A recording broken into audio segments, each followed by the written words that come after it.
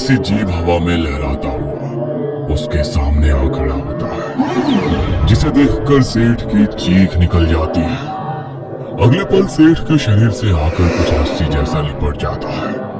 सेठ जमीन में गिर गया था और बुरी तरह से छटपटा रहा था। इस समय उसे ऐसा महसूस हो रहा था जैसे उसके चारों ओर पानी ही पानी हो और किसी ने कोई भारी पत्थर बांधकर उसे नदी या तालाब में फेंक दिया हो।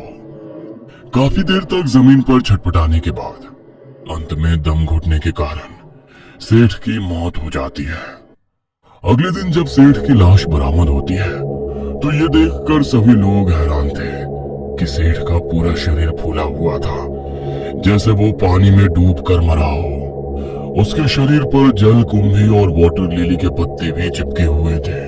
भैया की मौत पानी में डूबने से हुई है। इसका मतलब किसी ने उन्हें मारने के बाद यहाँ लाकर फेंका है। जैसा आप सोच रहे हैं वैसा कुछ नहीं है सर, ये सब भूत प्रेत का चक्कर है। मेरी बात मानिए, अभी भी इस साइट पर काम रुकवा दीजिए वरना कोई नहीं बचेगा, सब मारे जाएंगे। आपकी ही तरह एक और शहरी बाबू आए थे 10 साल पहले, उनकी एक गलती के कारण ही वो लौट कर आया है। शहर से पढ़ाई करके आए जमींदार रणविजय का पोता शैलेश आधुनिक विचारों वाला निडर इंसान था। शैलेश जब 5 साल का था तभी रणविजय ने उसे पढ़ने के लिए उसके चाचा के पास अमेरिका भेज दिया था। पूरे 20 सालों के बाद रणविजय वापस अपनी हवेली में लौटा था। इन 20 सालों में बहुत कुछ बदल गया था। विकास और आधुनिकता की झलक शहरों से होते हुए गांव तक पहुंचने लगी थी। देखो बेटा, वैसे तो हमारी इच्छा नहीं थी कि तुम इस गांव में लौट कर आओ, लेकिन अब आ ही गए हो तो यहाँ के नियम कानून मानकर कायदे में चलना और भूल कर भी कभी उस तालाब के नजदीक मत जाना। दादू, दुनिया कहां से कहां पहुंच गई है और आप अभी तक उन्हीं सब पुरानी बातों में उलझे हुए हो। अरे जिस जमाने में वो सब घटनाएं हुई थी ना, तब साइंस के बारे में लोगों को इतनी नॉलेज नहीं थी। मुझे पूरा यकीन है उन सभी घटनाओं के पीछे कुछ ना कुछ साइंटिफिक और लॉजिकल एक्सप्लेनेशन जरूर होगी।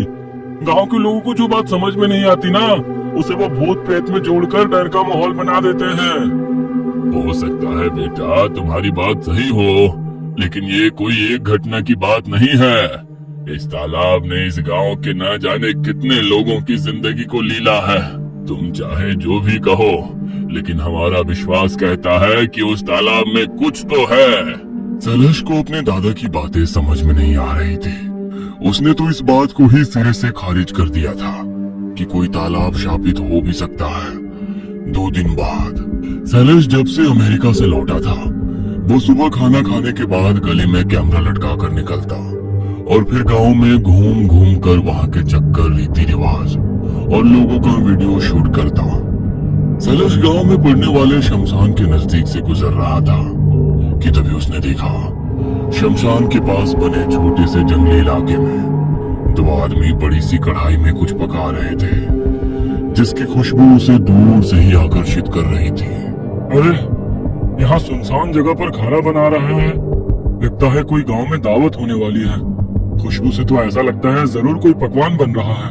शैलेश उन आदमियों के पास आता है और उनसे सवाल करने लगता है। क्या पका रहे हो आप लोग इस कढ़ाई में? अरे वाह, यहाँ पर तो मोतीचूर लड्डू की भीड़ लगी हुई है। आपको पता है ये मोतीचूर के लड्डू और जलेबी मेरी फेवरेट है। शैलेश लगातार बोलता जा रहा था, लेकिन वो आदमी बिना कुछ कहे चुपचाप अपना काम कर रहे थे। अचानक शैलेश वहाँ से लड्डू उठाकर अपने मुंह में डाल लेता है। शैलेश की ऐसी हरकत को देखकर दोनों आदमियों के हाथ अचानक से रुक जाते हैं। ये क्या किया आपने? अगर गांव के रीति रिवाज रस्मों के बारे में जानकारी नहीं है ना, तो हर चीज में अपनी नाक घुसानी जरूरी है क्या? बहुत बड़ी अनहोनी को बुलावा दिया है तुमने, पता नहीं अब क्या होगा। वो दोनों आदमी शैलेश को पकड़कर सीधा रणविजय की हवेली की तरफ ले जाते हैं। आप जानते भी हो आपके पोते ने क्या किया? अरे हम लोग गांव के बाहर भोग बना रहे थे और इसने आकर उस भोग को झूठा कर दिया। अब जल प्रेत का कहर इस गांव पर बरसेगा और उसका जिम्मेदार आप और आपका ये पढ़ा लिखा अनपढ़ पोता होगा। ये तो अनाड़ी है। अरे लेकिन आप तो इसी गांव के हैं ना? रणविजय गांव वालों को समझा बुझाकर शांत करता है। कुछ देर बाद गांव वाले लौट गए थे, लेकिन शैलेश को अभी भी ये पहेली समझ में नहीं आ रही थी। दादाजी आप बताएंगे आखिर ये सब क्या हो रहा है?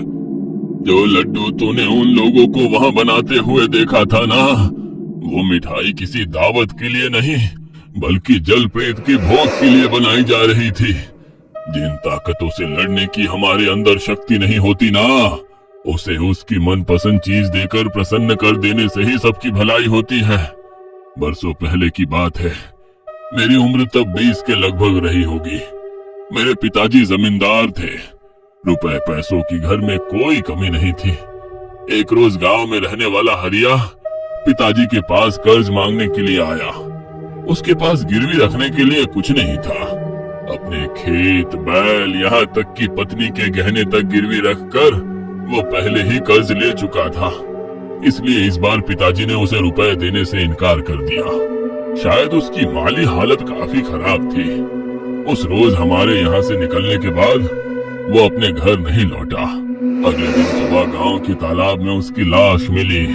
कुछ लोग कहते हैं उससे पहले भी तालाब में गाय भैंस डूबकर मरा करती थी, लेकिन हरिया के मरने के बाद तो जैसे गांव के तालाब को श्राप लग गया। अब तालाब में गाय भैंस से ज्यादा इंसान डूबकर मरने लगे। गांव में बच्चा बच्चा तैराकी जानता है, और ये बात सभी लोग जानते थे कि तालाब ज्यादा गहरा नहीं है।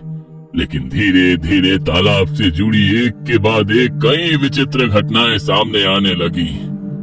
एक रोज 3 बच्चे तालाब में तैराकी करने निकले। पूरा दिन वो तालाब में खेलते रहे। खेलते हुए उन्हें वक्त का अंदाजा ना रहा और दिन ढल गया। खेलते हुए तीनों अचानक गायब हो गए। एक आधा घंटा और बीता तो उनकी माँ बच्चों को खोजते हुए तालाब के किनारे पहुंच गई। वहां पहुंचकर उसने देखा बच्चे किनारे पर घुटनों में मुंह छिपाए बैठे हुए हैं। बच्चों की माँ ने नाम लेकर उन्हें पुकारा तो वे मुंह नीचे किए हुए ही नजरें तिरछी करके माँ को देखने लगे। ये कोई बखत है खेलने का? घर चलो। माँ की आवाज सुनकर तीनों खिलखिलाकर हंसते हुए तालाब की ओर भाग गए और किनारे पर ही पानी उछालकर खेलने लगे। बार बार बुलाने पर भी जब बच्चे बाहर नहीं आए तो उनकी माँ गुस्से में उन्हें लेने तालाब की ओर दौड़ पड़ी। रमा तालाब की ओर गई जरूर, लेकिन कभी लौटी नहीं। अगले दिन रमा और उसके तीनों बच्चों का शरीर तालाब में तैरते हुए पाया गया। रमा उसी हरिया की पत्नी थी जिसकी साल भर पहले उसी तालाब में लाश मिली थी। साल भर के भीतर उसके तीनों बच्चे और पत्नी सभी तालाब में समा गए थे। ये घटनाएं यही नहीं रुकी। एक के बाद एक लोग तालाब में समाने लगे। दिन में बिल्कुल शांत दिखने वाला तालाब रात होते ही शैतान बन जाता, और जो भी उस तालाब के नजदीक जाता